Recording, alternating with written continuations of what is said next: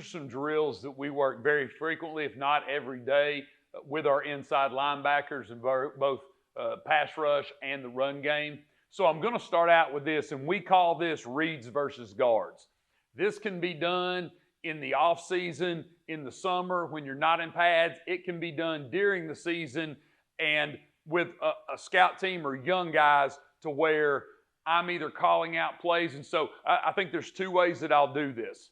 I will do this with young guards. So if our varsity offense is working, I will take two young guards who know our play calls and any old defensive guys, linebackers that I have. So with this situation, he's a full-time defensive player. I would have him at practice. I would have another inside linebacker as a full-time defensive player, and I would just call plays and we would rep them. This would not be full contact, but I'm just going to sit back here. I'm going to call our name for power. I'm going to call, and when I call it, I'm the H-back. I'm going to step, they're going to pull, and they're going to block power.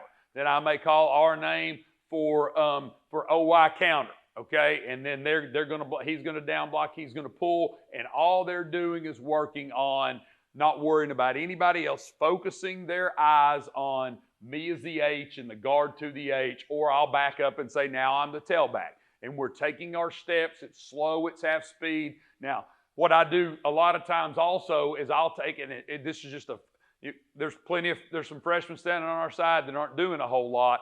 I'll have that guy sometimes, and I'm just having him motioning back and forth. He'll motion deep, he'll motion across. He doesn't have anything to do with it besides what the offense is always trying to do with us, is unsettle our cleats and distract our eyes. So just giving that flash of trying to get us distracted to where we are not quick to react to our reads that are going to take us, because most of the time that motion is get us distracted to try to run the football downhill at us. So to me, it's just that visual distraction, repping that. But I can sit here and I'll call out the plays. I'm the H, and here we go. Now, I did this here because if I have 6 guys, then we're stacked up. We're 3 deep. There's going to be nobody standing around.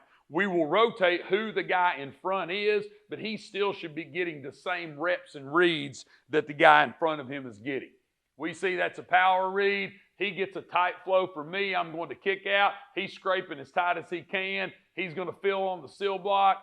He gets a pull away, so it works on him now, or pull to the H. He cuts his eyes to the down block. He's over the top of the down block as long as the ball is. He's getting the same look. Now, what we will also do during the season, if it's my defensive time, I will get as when we're in pads, I'll get as old and good of a guard. So a lot of times for us, we try to get 5 offensive linemen that are one-way starters. They will come down here and we will do a 5-minute, they'll come down to individual with me, and we will do a 5-minute live period where I will be the back, I'll call our gap scheme or our zone, whatever the plays are, and he is either blocking back to him, pulling for him. They are either zone. So if it's zone, he may scoop down to nobody, or he may scoop down and climb him. He will go base block him, but these are live reps. It's good on good. So these guys are taking the steps. They'll still be back here taking those initial steps, but now they're not going to come through because we're going to work on, we feel like we're getting 2 things for the price of 1. We're working these guys, individual blocks, not just against just a static dummy, right? They're coming in and they're working in, because when I block back, sometimes this guy's going to stand there. Sometimes he's going to strike you. Sometimes he's going to shoot underneath. Sometimes he's going to shoot over.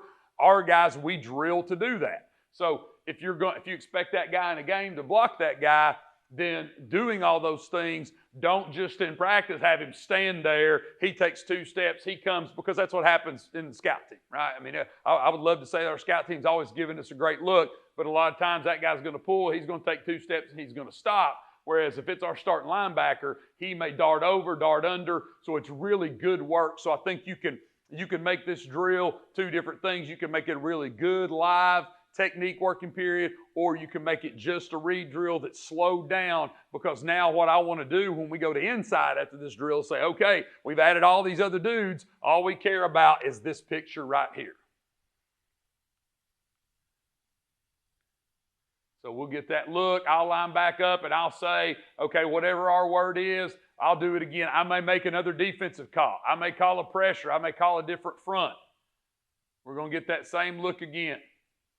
I'm going to line back up. I'm calling a call. All right, I called now. I'm stepping. That's for our true counter tray. So I'm stepping here, but that guard's going across. So now I'm trying to influence him away. We see that puller. He's coming down tight off the defensive lineman inside the seal block. I heard Jim Chaney say one time in gap scheme runs, big plays hit inside the seal block. So if he says that, then I believe we need to get inside that seal block. We're going to come, and I'm going to show you a drill in a minute. We should get knocked back on that seal block. Now, he is either near hand, far shoulder. He sees the puller. He's going to strike that puller, that down block, or he plays under or over. I think this is important.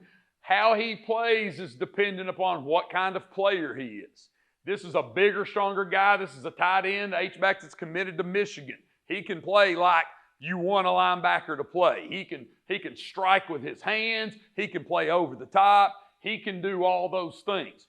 Sometimes a smaller player, I'm going to be better that I'm coaching him a lot more on dipping, running through gaps, running over top, playing with his speed. So I think you start with an initial teaching mode to teach everyone the same thing. But as you see what players are good at, I think if this guy is 5'8", 180 pounds, as opposed to 6'2", 240 pounds, you would have him use the techniques more frequently of we're going to rip, we're going to run, we're going to get in space, as opposed to where this guy, there's most times a one-on-one matchup where he's striking that blocker, he can win that matchup.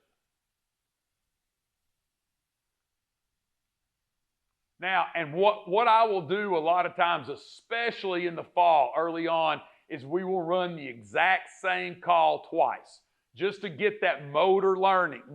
And a lot of times early on, I will tell them, okay, we're getting counter to our right. Ready, set, go. We're going to do it. We'll try to do it perfect, as good as we can. Then we're going to line it, hey, do it again. Or especially if we mess something up, as opposed to just sitting there coaching it, talking to them, you can say, and I think that's where with technique, verbiage is so important, that you've got some quick words. We say, fill the seal block, okay? So if this guy were to pull and he were to get outside, then I could say, hey, run it again, fill on the seal block, set, and we go again, as opposed to sitting there having a 5-minute conversation where he may not even understand what I'm saying.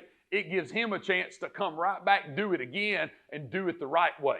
Or maybe his eyes are late to transition. He's looking at me, that's pretty dang good. He's looking at me, that guard goes, he transitions his eyes right now, that's what I want to work on. If I'm going to get in a fight with somebody, I need to know who I'm looking at, who I'm about to get in that fight with. So I think this is eye transition 2, but you get a chance to get a lot done in a little amount of time. And if you don't want it to be a contact drill, it doesn't have to be.